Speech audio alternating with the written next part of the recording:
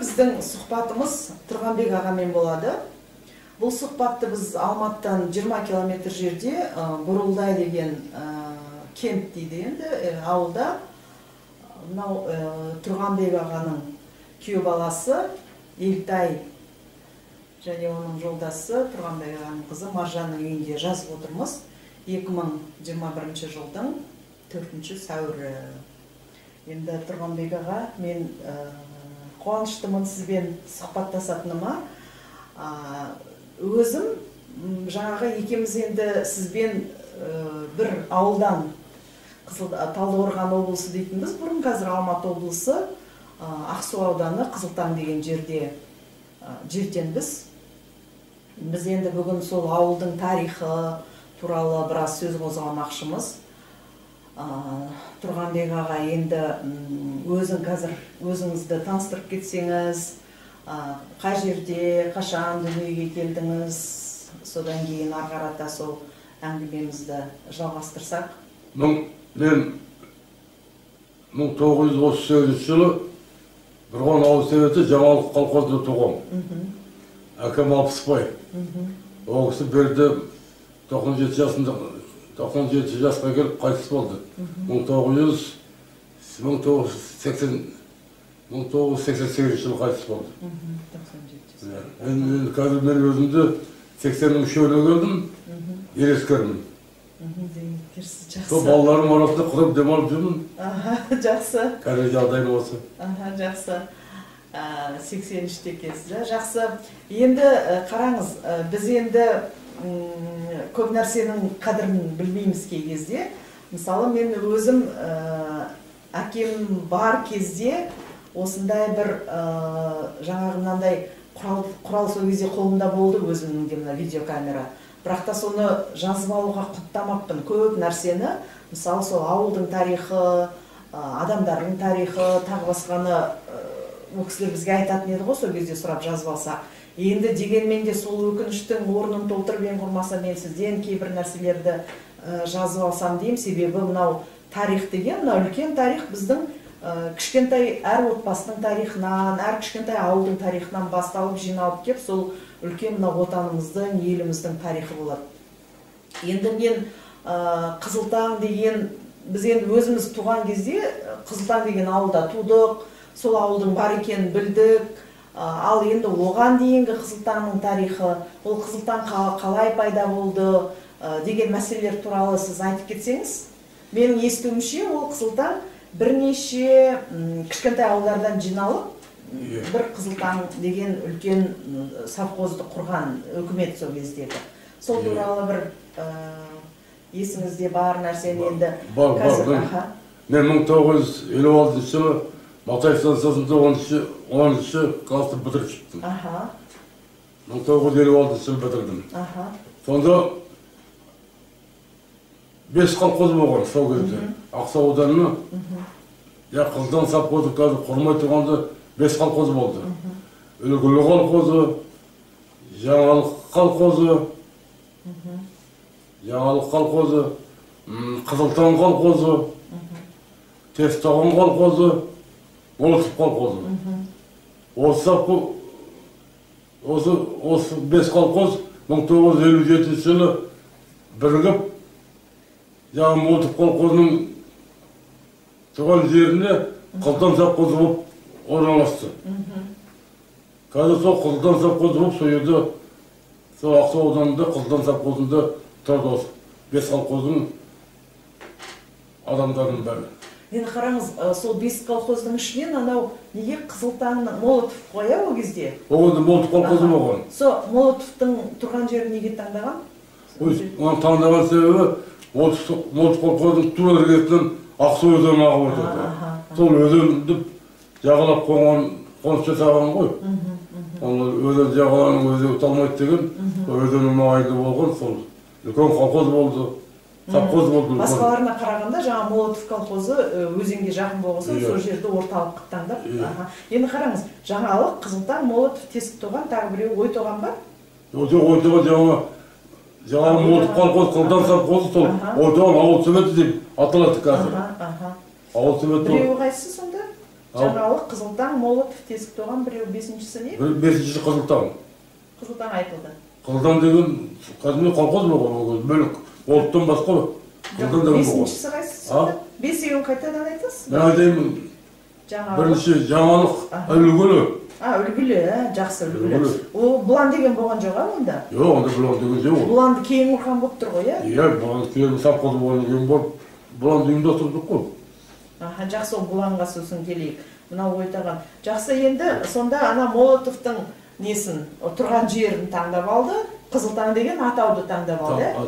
Сол кезде 57 жылдан бері Қызылтаң аталама сонда? Ол 57 жылдан бері Қызылтаң сапқоды деп аталады. Енді қараңыз. Қызылтаң сапқоды Ойтаған ауыл советі деп аталады. Енді мына кейін мынау тәуелсіздік жылдары неге оны Қызылтаң деген атауды алып тастап Ойтаған қылып тастады? Неге? Енді оны қазіргі заманда ол кездегі сапқоздарды сапқоз директорлары емес, сапқоздың директоры билемейді, ауылдық совет билейтін болды ғой. Ол кезде әкім, ауылдық советтің председателдері әкім болды. Сапқоздың директорлары босатылып қалды бәрі. Партияның секретарлары түгел босатылды. Праваны жаңа ауылдық советтің председателі берді. Сол әкім болды. Сол шешті. Соны Ойтаған атанды. Ауылдық советтің атымен атанды. Иә, ауылдық советтің атымен Ойтаған ауылы болды. Енді әркімге әрқалай шығар, біз енді өзіміз сол жерде туғанда Қызылтаң деп аталғасын, біз мектепте оқығанда Қызылтаң деп аталғасын, қазір бізге Ойтоған деген бір бөтен сияқты менің өзіме, ал бір Қызылтаң деген бір сондай жақын, ыстық болып әсер етеді. Сізде ондай жоқ па? Біз енді үйрендік қой, Ойтаған ауылдық округі дейді. Ойтаған ауылдық округі деген енді ол білеміз Қызылтаң сапқоз екенін. Бірақ дегенмен де ана Қызылтаң бізге ыстық еді. Енді кәдімгі Қызылтаң деп аталды енді. Қызылтаңды мүмкін мынау жаңағы Қызыл Октябрь деген Октябрь революциясымен байланыстырып жоқ қылғысы келген шығар деп ойлаймын мен. Бірақ енді Қызылтаң деген кәдімгі таңның қызарып атуы дегенде мағынасы бар емес пе? Ол Қызылтаңнан қашпай қою керек еді деп ойлаймын мен.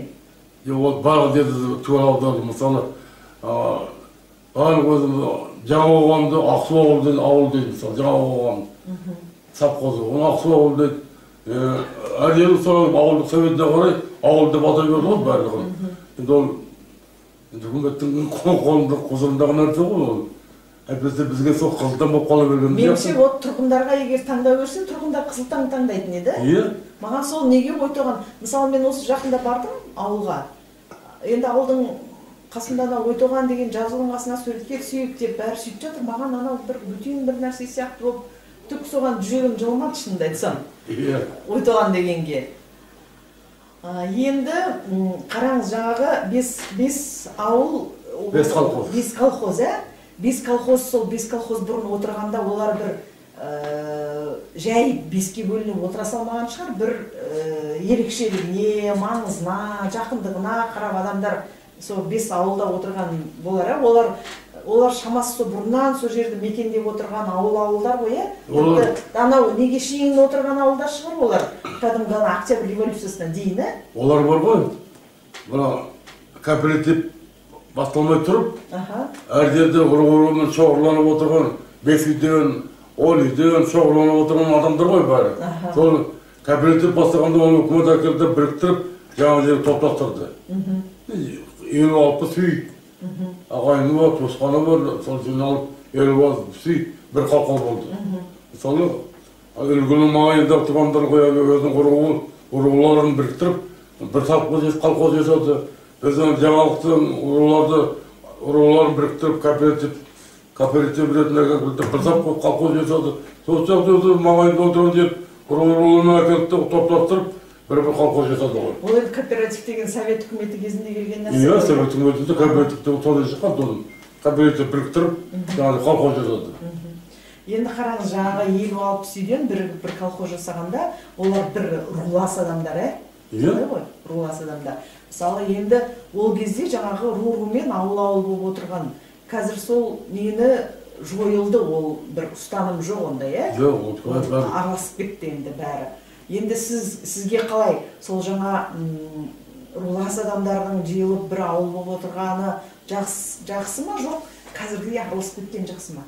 Енді ол заманына қарай бәрі өзгереді ғой. Енді ол кезде 50-60 үйдің бала шағасы ол кезде ол ауылды басқарма билейтін. Бригадир екеу ғана билейтін, басқа ешкім жоқ онда. Олардың іштегі көрмейді, олар іштегі көрген жоқ, ауылды ғана біледі, даже пойызға отырып көрмеген, матайды темірді көрмеген адамдар олардың бәрі. Мен бірігіп, совхоз болған зарплата алды, ақша жана қалды. Ол кезде ақша алмайды, еңбек ақы бидай, ондай, мұндай астық беретін ол кезде. Колхоз болып тұрған кезде. Совхоз болған кезде, совхоз болып біріккен кезде уже ақша алды. Ақша алған кейін олардың көздері ашылды. Ақшасы бар, шығады, бір жақанда барады, мұнда барады, уже ел көреді, жер көреді, халық кішкене үйрене бастады. Жаңалықты не болып жатқан адамдар уже сезе бастады. Содан кейін барып та елдің бәрі бірігіп, ол кезде ана жақта төртте класс болды ол кезде жаңа колхоздарда. Ол жерде 10 жылдық мектеп ашылды. Жаңа біздің Ойтоғанда Ильяс атындағы орта мектеп ашылды. Балалар білім алды, олар қаншама адамдар қазір ғылыми қызметте істеп беретін. Енді қараңыз, жаңағы 5 колхоз, 5 колхозда 4 класстық мектеп болғанда, олар 4 классты бітіргеннен кейін қайда барып оқитын еді? Ол кезде бірақ Ақсуда ол кезде аудан орталық болатын, ол жерде интернат болатын, школа интернат. Сол интернатқа барып оқитын, ағайын туысқаны барлар, ағайын туысқанының үйіне барып, Ақсуда, не болмаса темір жолда, Сарқанда, не қалада бір жерлерде туысқандары болды, сонда барып оқитын. Сонда бірден қылып 7-10 бітіретін. Кім қайда шамасы келді сонда бар, да? Енді жаңағы Қызылтаңдағы 10 жылдық мектеп, сонда жаңағы 5 колхоз біріккеннен кейін ашылған болып тұр ғой, иә? Иә. Ол ана жаңағы өзеннің қасындағы бұрынғы ескі мектеп қоя бір қалада. Аслында сонда оқыды басында. Оны жақсы әйбет жағын мектеп салып тұрды. Ол кейін енді 71-ші жыл салынды ғой жаңағы Шекашның мектеп. Солған дейін жаңағы өзеннің қасындағы бір қабатты ұзын мектеп болады. Енді біз дайындыққа бардық, бірақ сол кейін біз 1-ші сыныпқа барғанда 71-ші жылы сол жерде жаңа мектепке кірдік біз. Енді ол жаңағы бәрін жинап, жаңағы 5 шағын колхозды ірілендіргеннің көп пайдасы болды халыққа сонда? Конечно, оның пайдасы әлдеқайда әйбет болды ғой. Халық бірін-бір тани бастады, араласты бірінен бірі. Бір ұруда отырған ұрғаны бірін-бір танитын. Мен қазір бәрі араласып кетті, кәдімгідей ағайын адам болып кетті, ағайын адам сияқты болып кетті ғой. Енді бірақ ана бұрынғы қазақтар енді жиналып бір ауыл болып отырғанда, олар жай жиналмаған осы бір ұлас ағайындар жиналып, ішінде бір ақсақалдары бар, байлары бар деген сияқты солар басқарып. Сонда енді кішкене сондай бір топтасып ауыл болғанда татулық, бір-біріне көмектесу, сосын намыс деген нәрселер қазіргі қоғамда әлсіреп бара жатыр ғой, сол анау жаңағы рулық белгілермен жиналып отырған ауылдарда сол күштірек болған сияқты, солай ма? Ол кездегілер осы береке біреу күштел болған ғой ол кезде. Мына біреу үй салса, асар дейді. Бәрі жаңылып кетіп, 2-3 күн үйін тұрғызып береді. Бірлеп үйсіз көмектесетін. Ал мына кейін кезде үкіметке сеніп кетті, халық ондайға асар жасаған қойып кетті. Шамасы келгендер жасайды, үйде салады өзі мысалы бір нәрсе жасамасы келсе, өздері шамасы келгенше жасайды. Ол кезде көмектесіп кететін, асар деп шақырады, бітті ағайын туысқандары, жолдастар олар бәрі келеді. Ояқ береке бірлік ол кезде күшті болды. Иә, береке бірлік күшті, татулық күшті, сосын анау бір жаманаттарын шығарғысы келмейді, ана елдің елді деп сол жағынан ол күшті болған. Енді қараңыз, қазір қоғамда екі түрлі көзқарас бар. Сол андай біреу рушылдықты қажеті жоқ дейді оны. Ол руды айтып, ру бойынша жақындасып, рушылдық деген бізге індет, ол бізді өсірмейді, біздің түбімізге жетеді рушылдық деген. Ал енді екінші жағы жаңағындай бір жақсы жақтары да бар сияқты. Сіз өзіңіздің көзқарасыңыз қандай? Сол енді қазір рушылдықты ру бойынша жақындасып, ру бойынша бір-біріне көмектесіп, бір рудың адамдары бір-бірімен танысып, қолдау білдіргені дұрыс па? Жоқ, руға мүлдем мән бермей кеткен дұрыс па? Жоқ, ол ру болғанда, ата-бабадан бері қарай қолаудың керегі жоқ. Жеті атадан бері қарай қорауға болады. Жеті атадан бері қарай қазақта бар ма? Жеті атадан бері қарай қыз алысуға болмайды. Оны обязательно адам әрбір семьяның темемшіл білу керек, өзінің жет атасын білу керек. Ол жет атасын білген, ол енді міндет, ол обязательно міндет бар. Ол жет атасын білген адам, значит, қыз алыспайды бірінен бірі. Олар енді ағайын туысқан адам шақырып келеді ғой. Значит, олардың бірекі бірлігі әлдеқайда мықты болады олар. Біріне бірі көмектесіп тұрады. Енді қазір сен жет адамды білме деп айтпайды үкімет. Жет адамды біл, аралас, құрылас, қыз алыспайсың, ағайын туысқансың. Сен жет адамды орныңды, жет адамды білме деп үкімет айтпайды қазір ешқандай. Айтпайды ғой. Жоқ, айтпайды, ол үкімет енді біл деп те, білме деп те жатқан жоқ дәл қазір. Иә. Жалпы сіздің көзқарасыңыз қалай? Мысалы, енді ол қажет па сол рушылдық, қажеті жоқ? Мен көзқарасым, арғатадан құмая жет адамды білген дұрыс ол. Қалған керек жоқ па? Жоқ, арғатадан ол қыз алыса бересің, ол білесің, білмейсің. Олар енді бірден адам сияқты оның бәрін жаттап отырудың, ол шежірені білетін адамдар ғана оны біледі оны. Оның бәрін білу біздің шамамыз келмейді оған. Мысалы мен найманмын ба, найманның ішінде қолай берсем, оның бәрін білмеймін, ұмытып қаламын. Көп ол, найман көп. Найман деген мемлекет болған баяғыда. Оның бәрін білудің қажетінде, оны білмейсің де.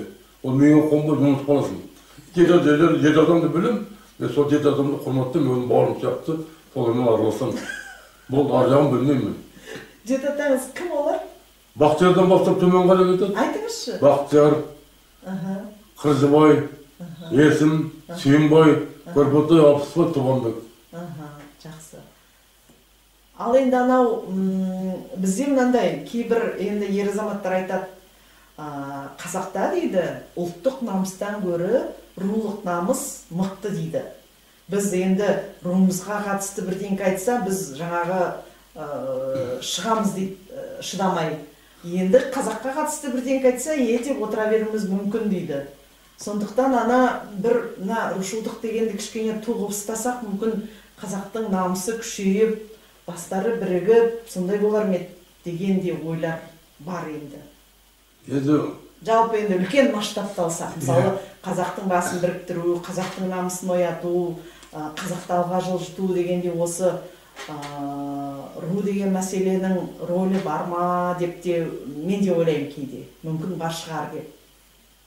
Екі жақты да сіздің көзқарасыңыз, сіз енді жаңағын көріп отырсыз ғой сіз. Бұрын ана ру болып отырып өмір сүрген қоғамды да көрдіңіз, одан бергі совет қоғамын көрдіңіз, енді қазір мына тәуелсіздік кезеңін көріп отырсыз. Сонда қалай сіздің көзқарасыңыз? Көзқарасым, мына қазақ ұлттық намыс деген дұрыс қой, ұлттықта намыс болу керек. Бізде рулық намыста болу керек. Бірақ рулық намыста бізде Қазақстанда меніңше 300-ге бөлінген дұрыс емес сияқты, өзім ойым. Осы 300-ді, ол жер кіші жүз, орта жүз дегенді айтпаса, сол 300-ге бөлінген деген мен вообще бір түрі маған ыңғайсыз болып тұрады. Соны айтқан уақытта қазақ бөліп кеткен сияқты болып тұрады. Сол 300-ді айтпау керек. Басқа айта бар, жалайырмын, бәленбаймын, төленбаймын дей бер, бірақ 300-ді айтпау керек жоқ. 300-ді айтқан деген адам халық 3-ке бөліп кеткен сияқты болып тұрмын, бір түрі ыңғайсыз.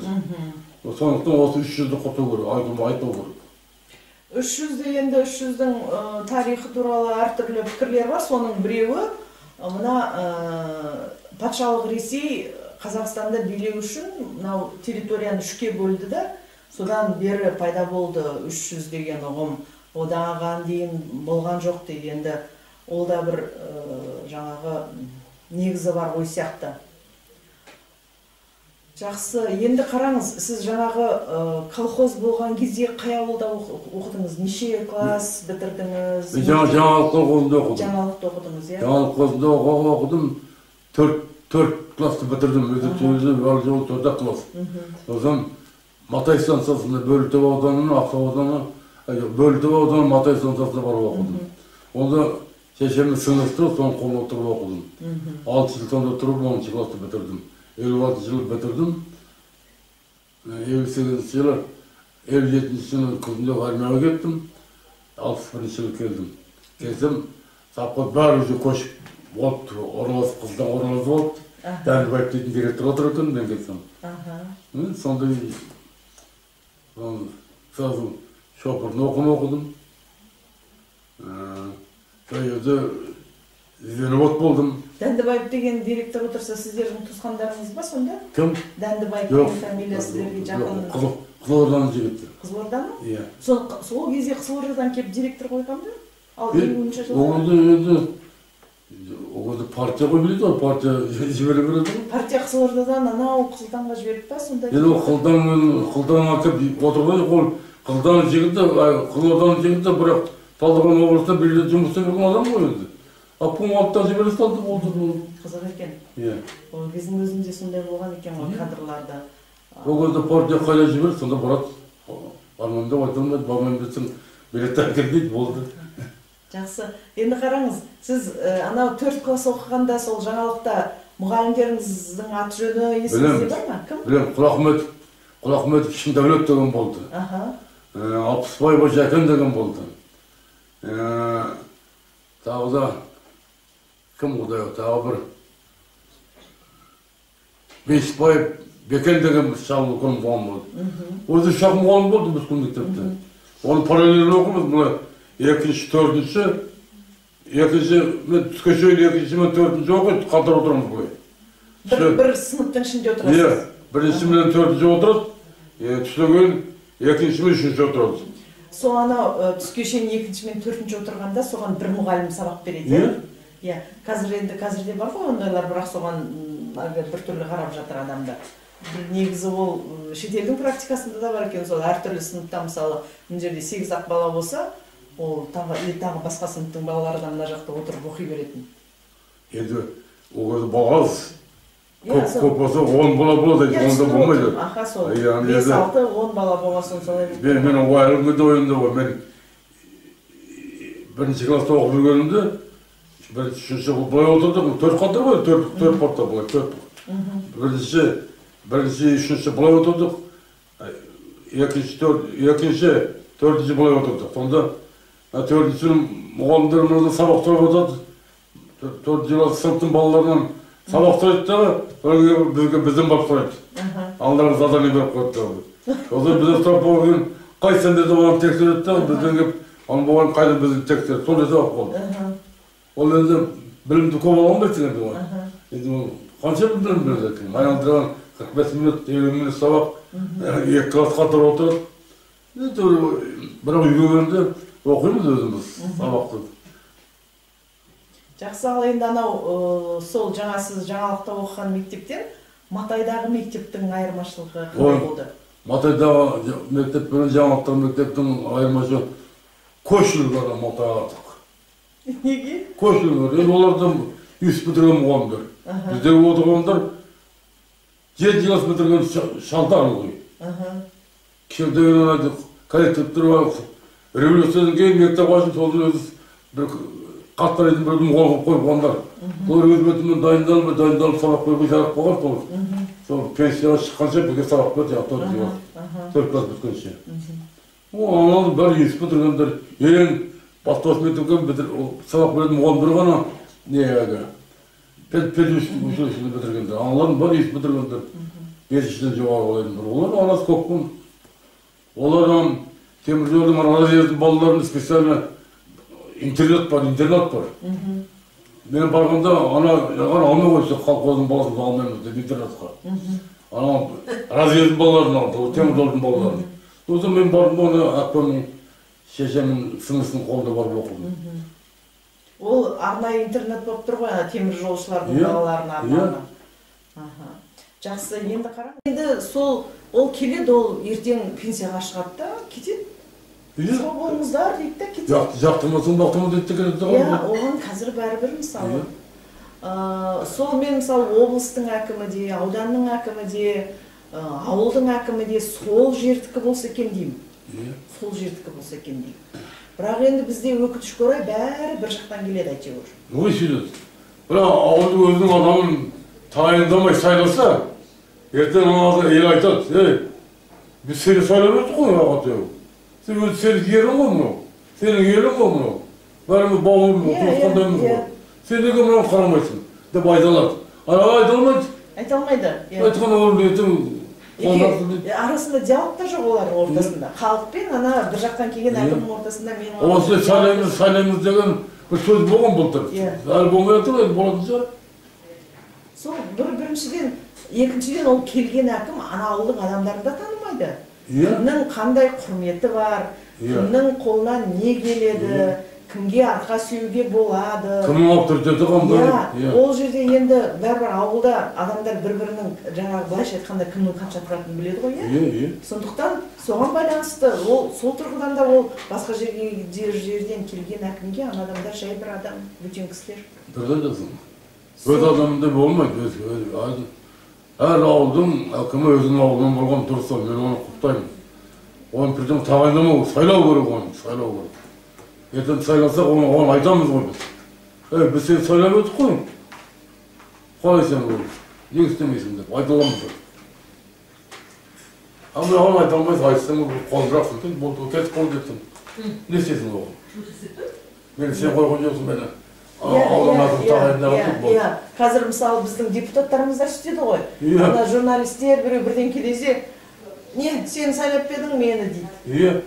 Сөйлескісі келмейді. Тура соның ол үлкен үлгі ана жақтағы жерде кішкентай картина ауылдарда болып жатады сондай. Ол ауылдың адамын ол адам екен дейді.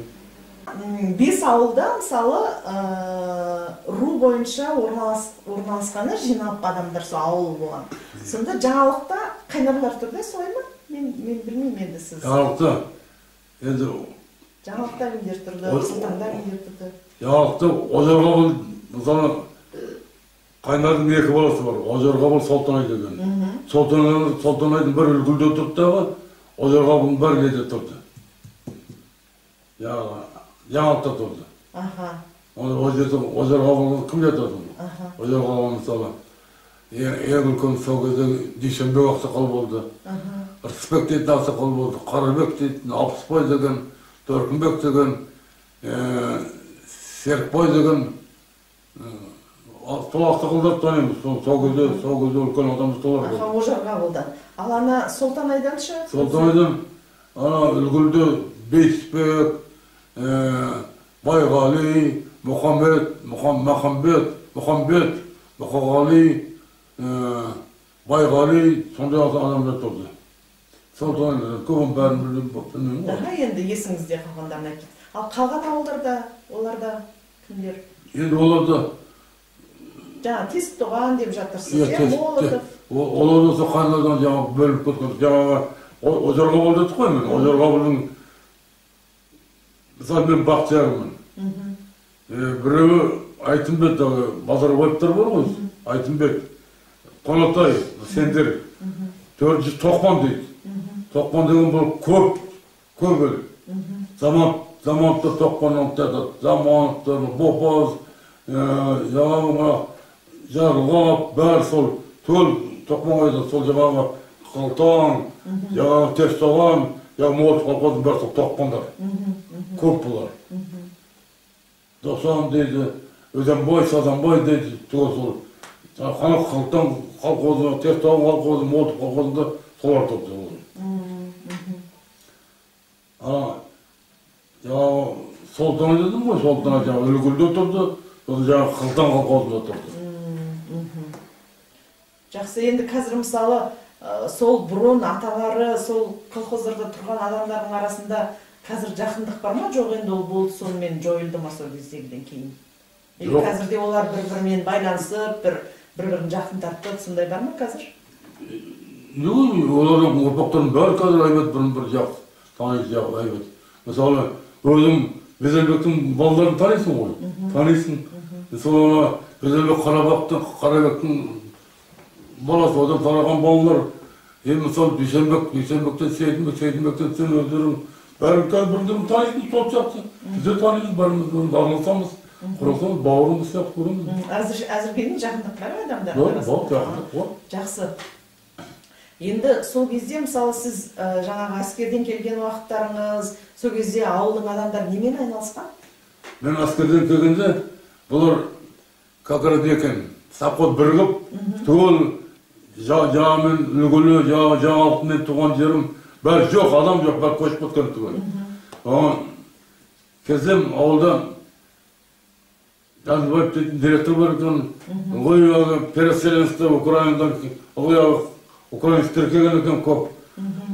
Инженер де орыс, заводымыз да орыс, завгар да орыс. Бәрі Қызылтан қой сапқазы болып аталыпты. Қойдың санын көбейтіпті. Мен келсем, Қызылтанда 70 мыңдай қой бар екен. 70 мыңдай қой бар екен. Мен как раз мен келген жылы Қызылтуды біздің бір отделение екен. Қызылтан бір отделение екен. Соны бөлек сапқа жасады. Қызылтуды ма? Қызылтуды. Соны бөлек сапқа жасады. Оған 10 мың ба 15 мың қой бұрды. Қалған қойын өзі 50 мыңдай қой болды. Сол қойға қойшы табылмайды, қойшы баққызды, соларға қойшыларды керемет күтті ғой. Қойшылардың жағдайын, партия деген қойшылардың жағдайын керемет қалды ол кезде. Қойшылардың үйін таза ұстау, қойшыларға мәдени жұмыстар жүргізу, қойшыларды көшіп қонуында ешқандай қиыншылық туғызбау. Осы қойшылар социалистік міндеттемесін орындау үшін қойшыларға қатты көңіл бөлді партия. Онда қой шаруашылығымен айналысып отыр екен мен келсем, мәселесі. Онда мен келдім, директорға кірдім, директор, сіз 100 гектар қысмалы қажыдан жер береміз, көкірек салуды солай жүрген отты болды. Жарайды. Жас кезім, 23-дегі көкірек өсіріп, сеуіп, өсіріп, ар жаққа қырман салып берсе, қырманға көкірек тасылдық, керемет болды. Жасыл алқапты дейтін, оғырды облыстық газет октябрь туғы болатын. Соған ғайшке шықтым, жасыл алқапты деген. Әркез ойны болды. Соған көкірек ар жаққа жинап, содан ол көкіректің бәрін қабығын аршы көкірек жинап енді оны жинайды сұлат жоқ. Бүткіл сетішкеге барып тұқтық, ауылда басқалқа тұқтық. Ол болмай қалды ақырап көкіретіге. Не керек ақырапқа сиырға бердік. Сиырға? Сиырларға бердік, жеріндер жерінде. Орын жоқ апаратын, ақыр малға беретін табақ, малға берінде деді. Келесі шопырды оқыдым, шопыр болып көттім бір жас жылдан кейін. Осын 11 мың, 12 жылын шопыр болдым, сосын завгар болдым. Осын комплексный бригадының бригадирі болдым. Оған бір фермаға управляющий болып кеттім. Сол ферманы 95 жылы ферманы совхоз тарады, енді тарадым. Одан 96 жылы Матайға Япония постольный хозяйствосының затегіне болып келдім. Енді сіз 95 жылына 90-нан 95 аралы ғой, шамана Бұланда 86-дан бастап. 86-дан бастап 95-ке дейін болдыңыз ба? Бұлан ол жаңа Қызылтаның бір бөлімшесі болады, екінші бөлімше деп аталады. Үшінші. Біріншісі не? Бірінші Қызылтаның тұрған жері. Өзі ма? Екінші үлгілі, үшінші Бұлан деген бөлімшесі. Сол үш бөлімше болған, Қызылтаның? Сіз сонда 85-тен бастап, 86-дан бастап 95-ке дейін сол жерде болдыңыз, сол жерде управляющий деген басқарма ғой, басқарма? Сол ферманың управляющий. Ферманың бастығы, бөлімшенің бастығы. Енді сол тарады, ауыл, тарады. Соны сіз қазір қалай ойлайсыз, соны таратпауға болатын бе? Таратпай алып қалуға? Енді ол бөлімшенің бастығы болғанмен ол менің бастығым директор бол, директор. Жоқ, енді ол әрине сіздің қолыңызда емес қой, ол сіздерге бұйрық келеді, сіздер соны істейсіздер, бірақ дегенмен де өз ойыңызша, мысалы, жалпы, мысалы, соны таратқаннан, білмеймін енді біреулер ойлайды шығар, ұтты деп, бірақ меніңше таратқаннан сол қазақтар ұтқан жоқ ештеңке, тоз-тоз болып кетті. Солай ма? Или сіз олай ойламайсыз ба? Ұтылып қалды. Ұтылды және өте жаңағы қатты ұтылды. Ұтылды. Жаңағы ол басқаға қалай екен қайдан дәл мына қазақ халқына бір өте жаңа белін сындырып кетті десе болады солай? Иә. Соны болдырмауға болатын бе? Болады, мен өзім кейіннен біз шалдар болып отырғанда ақылдастық.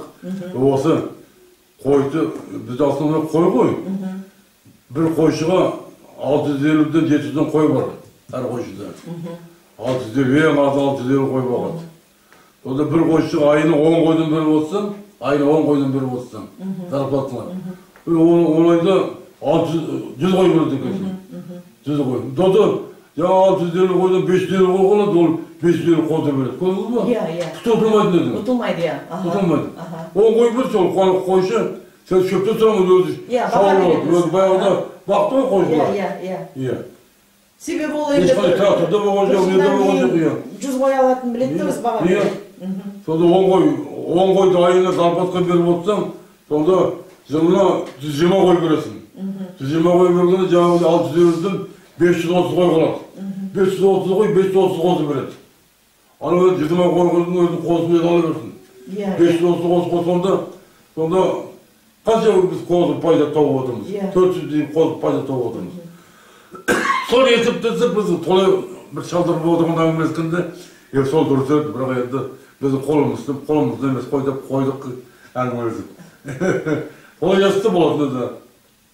Трактор бар Термеде, машина бар Бермеде.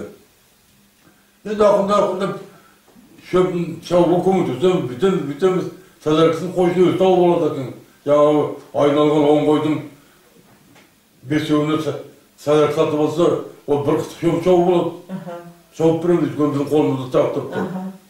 Мәшінеп тұр. Болады енді, бірақ енді ол партия солай жасады. Назарбаев президентіміз таратындар, сатындар да сатысы болды. Беріңдер дейді, сатындар да сатты. Өкінішті қазір бірақ? Өкінішті? Соны орда келтіре алмай жатыр. Ал енді не істейміз ал? Қазір сол анау колхоз совхоздар тағағалы, енді мына қалаға жақын орналасқан ауылдар бірдеңке қылып әйтеуір күнелтіп жатқан шығар, олардың халы жаман емес шығар. Бірақ ана үлкен қалалардан алыстау ауылдардың бәрі әлі көтерілген жоқ онша сода. Енді не істеу керек деп ойлайсыз? Сол ауыл шаруашылығының маманы болған неше жыл ауылда өскен адам ретінде қазір не істеу керек? Қазір енді ол бірақ қалаға жақын дегілердің бәрі әйтеуір тапқан таяған малын темірді бұрда қылып сатып әйтеуір күнін көріп отыр. Оларға қатты проблема жоқ. Алыстағы ауылдарға проблема. Енді ауылдағыларда қазір жанталасып жатыр, енді қайда мал өтіріп, малын басын құрап, мал өтіріп, олар да сол сатып әйтеуір күн көріп отыр, енді алып бір күн онша байлығы жоқ. Дегенмен де нашар ғой жағдайлары. Бірең-саран байлары бар. Иә. Жалпы халықтың 5 қой, 1000 қой, 100 сиыр, 100 жыл құсап жүрген байлар бар енді ол. Оларға қарағанда енді бір 50 қой, 10 сиыр жылқымен отырғандар да жаман тұрмайды өздері. Туы жоқтар бар енді. Бір қой, нағыз сиырмен, 5-6 қоймен отырғанда оларға қиын. Естіспейді.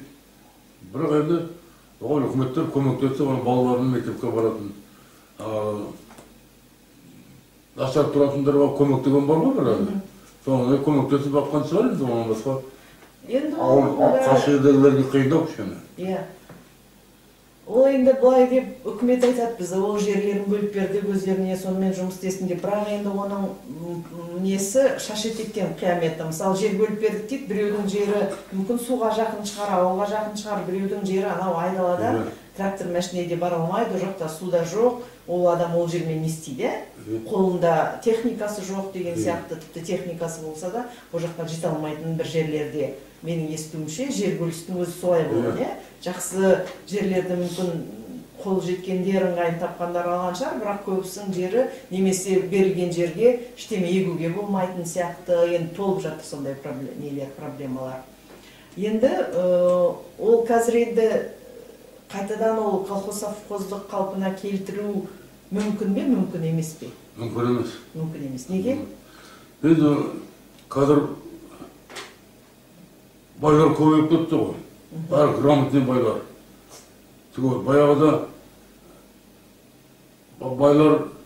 Баяғыдағы байлар, ана құлдар неграмотный болды. Түсіндіңіз бе?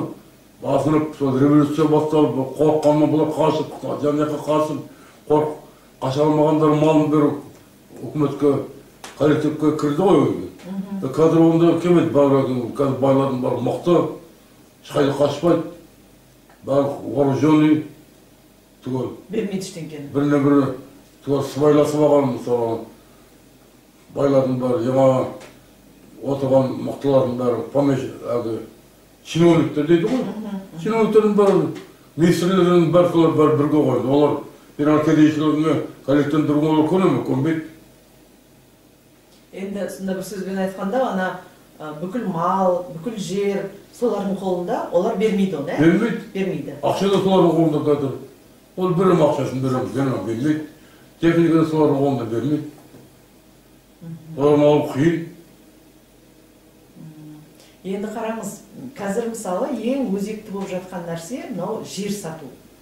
Оны өзіңіз де естіп жүрсіз. Дәл қазір мысалы бір комиссия құрылды, сол қарап жатыр деген. Мен енді осы жерде сізден екі нәрсе сұрағым келеді. Бірінші, жерді сатқан дұрыс па, дұрыс емес па? Екінші, анау комиссия деген не керек нәрсе? Не? Комиссия. Комиссия? Бір комиссия құрып, сол енді мына жер сату мәселесін сол комиссия шешеді, қарайды деп жатыр. Ол комиссия керек па, керек жоқ па? Ана жерді сатпаймыз деп қоя салмай ма? Сатпаймыз бұл комиссияны. Ал сіз қалай қарайсыз, жерді сату керек па? Бұл жер бар ғой, бұл жер қалай сатылады? Сатылуға ешкім қақысы жоқ сатуға. Бұл ата-бабамыздың қалған жер, халықтың жері. Ата-бабамыз Ақбілектің күшімен, Көкнайзаның күшімен қорғап, жанқорларын қалмақтардан қорғап қалған жер бұл. Халықтың жер, солардың ұрпағымыз біз. Біздің жеріміз халықтың жері. Бұл қалай біз Қытайға деген болсаны Америка сатамыз. Қақымыз жоқ сатуға. Сондықтан жер сатуға мен осы қарсымын. Бір, екінші, комиссия не керек? Жер сатылмайды бітті біледі. Оны мен комиссия керек. Бұл комиссияға жаңылдың керек. Не керек комиссия? Жер сатылмайды, бірақ ауызсы болды. Бұл халықтың жері. Сол комиссияның өзі көңілге күдік тудырады. Себебі былай айтайын деп тұрған сияқты олар. Міне комиссия шешті, осылай болатын болды дейді да жерді сатады. Сонда былай деп бізді алдамақшы деп ойлаймын мен. Мына комиссия, сендер мына халықтың өкілі, солардан жинадық комиссияны, олар осылай деп шешті деп алдай салайын деп отырған сияқты комиссияның құрамына өздері жаңағы сөзін өткізетіндерді кіргізіп алып. Біріншіден. Екіншіден, жаңағындай болу керек, жер мүлде сатылмайды. Сонда енді ана қазір арасында бізде оқып тыңдап жатырмыз ғой. Комиссия былай деп жатыр, жер шетелдіктерге сатылмайды, Қазақстанның азаматтарына ғана сатылсын деп жатыр, сөйтіп жатыр. Ол Қазақстанның азаматы сізді ана шетелдік сатып алады, сіздің атыңыздан алайық дейді. Сол мыңдаған қитұрқы тірліктерді жасау мүмкін. Біріншіден, сіздің өзіңізді сатып алып, сіздің атыңыздан жер сатып алады. Екіншіден, ол Қазақстанның азаматтарының ішінде неше түрлі азаматтар бар. Жаңағы 2-3 азаматтығы бар азаматтар бар, ертең бір жаққа кетейін деп жүрген азаматтар бар, немесе ертең бір жақтан біреуді әкелейін деп жүрген азаматтар бар. Ол Қазақстанның азаматы деген, ол керемет осы портретіні жер үшін өлейін деп тұр деген сөз емес қой, Қазақстанның азаматы деген. Сондықтан да енді сол жер, мен де ойлаймын, жер сатылмау керек. Анау комиссия деген ол бір алдамшы, халықтың көзін алдайтын бір жол, оны болдыртпау керек деп ойлаймын мен. Сосын ол жерді сату деген не? Жерді сату деген осы Қазақстанды соғыссақ жаулап алу деген сөз ғой, жерден айырғаннан бітті ғой, енді дымда жоқ бізде онсыз да. Өзіміз бір азақ халықпыз шулап жүрген. Қайда баратынымызды білмейміз. Оның жартысының көбісі кедей. Жоқ, мен түсінбейтін, жер неге сатылады? Күн көрмей отырмыз ба? Yok, niye geçme, birdenimiz geçmeye durma. Bayrak yedim bayrak dedi, mal dedim getir, asık dedim getir, altın dedim getir, duruda dedim getir, uğrakan, neşe türlü, mendelik tablizatında barbı elementin var bizde. Kunkoramayordunuz mu? Ne oldu yer satıldı?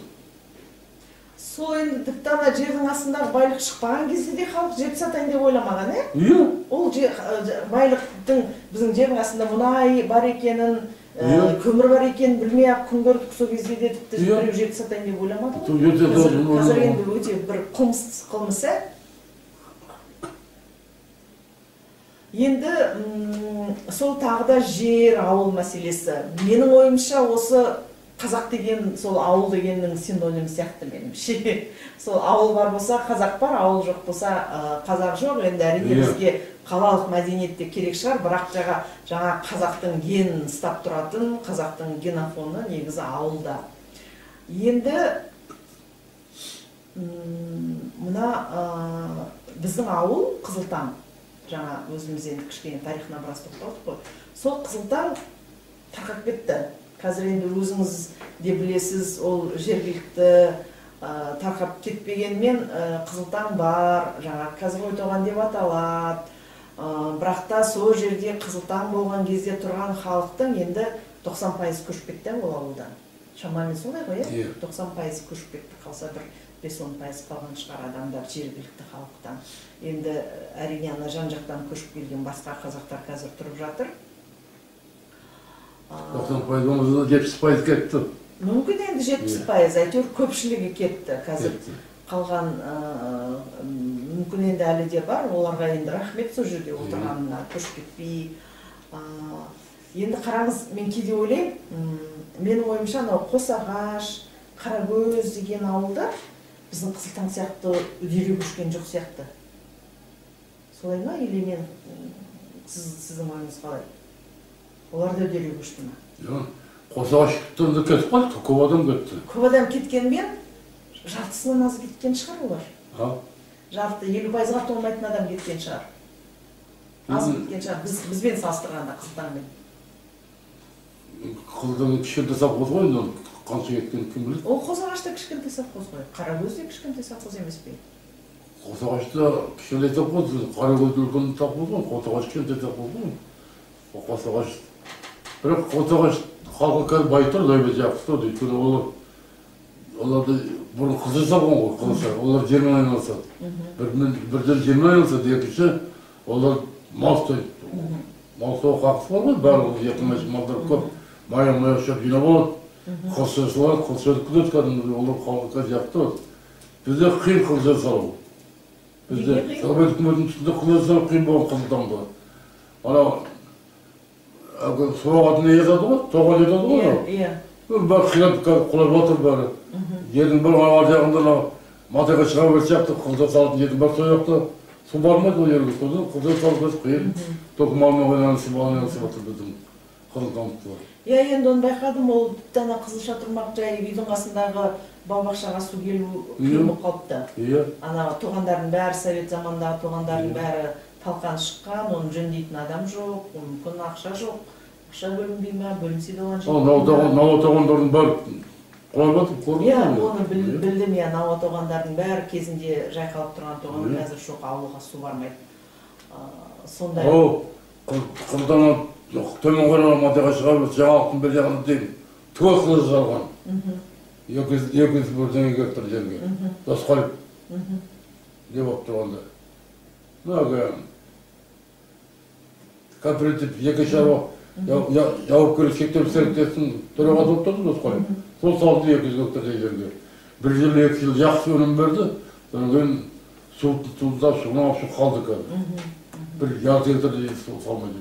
Судың проблемасы, ең бірінші проблема су. Сосын енді Қызылшаның да несі оңай емес. Қызылшаның жұмысы. Олар да қазір малмен қалай қазып отыр. Ол малмен қалай қазатын жағанағы сыртқа көшіп өткендері, жерден сырттан жер алғандары жақсы тұрады неше. Ауылдағыларға қиын. Қысы жазы бір жерде жайылады. Ауылда да 100 шақты қой ұстайтындары бар. 10 сиыр жоқ ұстайтындары бар. Күзге дейін жерін шағын шығарып тастайды. Жайылым жоқ. Қазір қиындау болып қалды олар қалды. Бұрын жазда жайлауға алып кететін, жайлауға кететін бұрын. Сонда ана қалған уақытта шөп шығып жамауға, елдің мал дегенше шөп бар болып шығып тұратын. Қазір мал шықпады, қысы жазы сол жерде жүреді. Енді неге сол жайлауға шықпайтын болып қалды соңғы жылдары осы? Ол да мына тәуелсіз Қазақстанмен келген бір жаңалығы меніңше. Жайлауға шықпайтын себебі мен жалғыз өзім қорқам бар ғой, аюр бар ол жақта, қасқыр бар, неше тұландар бар. Түк қоймайды, аю тонап кетуі мүмкін, қырып жойып кетуі мүмкін. Ал бірлік бар десе ол бармайды, кейбіреу бармайды. Ой, сонымен бір 50 қойға бола, 100 қойға бола, бара ма жайлауға, бармаймын. Бармайды. Бұрын енді жаңағы үкімет өзі ұйымдастырып, малшылардың бәрін белгілі бір уақытта жайлауға шығару, оларға жүктерін машина апарып қадымда сөйлетін түгел. Сосын жайлаудан түсіретін қыркүйек айына қарата. Көшіріп әкелетін сразу. Сондай жаңағындай бір қолдайтын мүмкіндіктер болмай тұр ғой адамның жайлауға баруға. Сосын ондай бір үкіметтің мыңдаған қойып жоға. Күші жоқ, күш келмейді Күш оған. жоқ. Күш жоқ. Бірақ енді сол жайлау тұнып тұр меніңше. Тұнып тұр қазір, жайлау былай жоқ. Оны бара алмайды, барады шамасы келмейді. Мысалы мен Ержан баламды бұламда тұр. Жайлауға барасың бармайды, өйткені шамасы келмейді оның. Қойынға майдайды, сиырға майдайды, жылқысыға майдайды. Дүниесін кім көшіреді азат? Үйін кім көшіреді. Оған тамақсын жазып біз барғанда. Оның бәрін жалғыз ет сағда бармайды. Барсан етін қорқады, аюдан қаптап тұрасың өтін. Совет үкіметінің тұсында кейбір сиырлар 150 бір аттарда 150 сиыр болады, соның 40 жоқ қойды, қайтар ете кетіскенде. Аю бір сағып жеп қойды. Ол совет үкіметі кезінде ол ана тек қойшыларға емес, қойшылардың әйелдеріне де айлық төледі ғой. Өйді. Қазір ондай айлық та жоқ ол. Айлық жоқ қазір. Қазір ешқандай істеп төлемейді ғой бұларға. Олар өздері күнмен көреді болды. Өз күніңді өзің көр. Иә, жерінен алып төлейсің болды. Жер аласың, соған алып керісінше салып. 49 жылға жер береді жалға. Соған жыл сайын алуын төлеп отырасың болды. Сол қалай күн көрсең олай көр. Обай ананы жалдайды, ананы жалдайды, оған беретін бір мал сатады, анаған береді, тағы болса анаған береді, сондан көмір шақ келмейді. Енді менің естуімше, үкімет осы былай неғып жатыр ғой қазір, енді бір жылда емес, соңғы жылдары. Мына ауылдың болашағы бар, мына ауылдың болашағы жоқ деген шығарды. Бір ауылдарға барады да, бұл ауылдың болашағы жоқ дейді, сосын оның жаңа мектебін қаржыландырылмайды, светін қаржыландырмайды, сөйтіп бірте-бірте ол ауыл құриды. Ол ауылға жаңағы аурухана, емханаға мән бермейді, себебі бұл ауылда болашақ жоқ екен, істейтін халыққа жұмыс жоқ, халық аз екен деген сияқты енді өзінің түрлі нелері бар. Менің естуімше Қызылтау болашағы жоқ ауылға кіріпті. Сізде қандай ақпарат бар екенін білмеймін, бірақ үлгілі болашағы бар ауылға кіріпті. Ал өзі қазір Бұлан бар ма жоқ па? Бұлан деген ата. Бұланда бір-екі ақ үй бар, бұл кішкене жоқ қой. Бір-екі шаруа қожалығы отыр, екі адам, үш адам. Бұл басқа ешкім жоқ енді. Үлгіліде бар адам. Үлгілде 11 мың, 12 мың үй бар онда. Олар сол малмен күнелтіп отыр. Олар да малмен күнелтіп отыр. Енді сіз жаңағы қалай қарайсыз? Үлгілінің болашағы бар, Қызылтаудың болашағы жоқ, сонда болашақта Қызылтау құри ма? Жоқ, үлгілінің болашағы бар дегенде үлгілі Қызылтау үлгілі болғанда үлгілі емес, ол Қызылтауға еді. Жоқ, енді Қызылтауға жатқан Әділесі, отырғандар бәрі шаруа қожалықтары. Жоқ, оны білем ғой, ол Қызылтаудың бөлімшесі екенін, бірақ осындай бір комиссия аралапты Қазақстан. Сол жаңағы біз Қызылтау жаққа да барыпты, айтып кетіпті, мына ауылда болашақ жоқ екен, ана ауылда бар екен болашақ. Сондай шешім шығарыпты дейді. Ол қалай шешім шығарсын, оны шешім шығарсын, Қызылтаудың болашағы зор екен.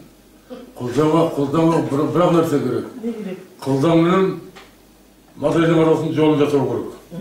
Мен болашақ деген сол. Сонда не болады? Қызылтау өнімдерін, өзім тапқан таянғанда өнімдер апар Матайға сатады. Көрдіңіз ба? Матайда қызылғым, онда ештеңе жоқ. Матайға жетсе болды, Матайға апарған талап әкетеді көреді. Солай ма? Иә. Болашағын үкімет соны болжау керек. Қызылтаудан үлгілігі Матайға дейін асфальт берсе, Қызылтаудың болашағы деген керемет болды. Қызылтаудан Матайға дейін 50 километр, 50 километр. Ал Қызылтаудан мына Жансүгір жаққа қанша километр? Ол где-то шамалас шығар. Где-то 50-ге жақын. Иә. Бірақ та жаңағы Жансүгір жақта олар өздерінің бау-бақшасы бар, Қызылтаудан барған затты ала қоймайды. Алмайды. Ал енді Талдықорғанға, Алматыға келу оларға өте алыс. Ол бензиннің құны нешесе қымбат болып кетеді олардың заттарынан. Енді жаңағы Матай деген вариантыңыз жақсы екен. Иә, Матайда құрылған онда, ештеңе жоқ. Онда ақша бар. Бірақ халықта ақша бар, тек жұмыс істейді. Иә, онда продукты жоқ оларда, өспекшені. Апартан бітті олардікі сразу алып бітті, жерге тегізмейді. Болашақ деген сол. Бірақ енді оны ұйымдастыратын адам жоқ. Соны ұйымдастырып, енді ол ақынға байланысты, ол ақынды ұзап салып берсе, ана жол салып берсе, қылдан жалғыз қылдан емес, ана Қосағашында Ақсуға толматайға татады етін. Енді қазір мысалы ол неге осы мәселе шешілмейді деп ойлайсыз? Енді бұл ана жол салу үшін бізде қаржы бөлінбейді деген сылтау бар. Ана аудан әкімімізде қойылған мысалы, оған бөлінген қаржы жоқ. Бітті бір ауыз сөз. Сұрасақ айтады келесі жылы, одан арғы жылы неге сұрамайды оны, мысалы, жоқ, биыл жоқ екен. Оны алдын ала мысалы жоспарлау керек қой, сұрап, дәлелдеп, осының қажеттігін. Енді ол әкімге байланысты, мына әкім, ауылдың әкімі соны қозап, ана жаққа қайта айта берсе, ол әкім облыстық әкімге айтып, кәдімгідей анаған қаржы бөлетін болса, ол келеді ғой қолдан. Біздің ауылдың қазіргі әкімі біздің Қызылтаудың адамы ма? Жоқ, басқа жетік. Вот сол осы енді мүмкін ол дұрыс шығар, бірақ та менің көңіліме қонбайды осы.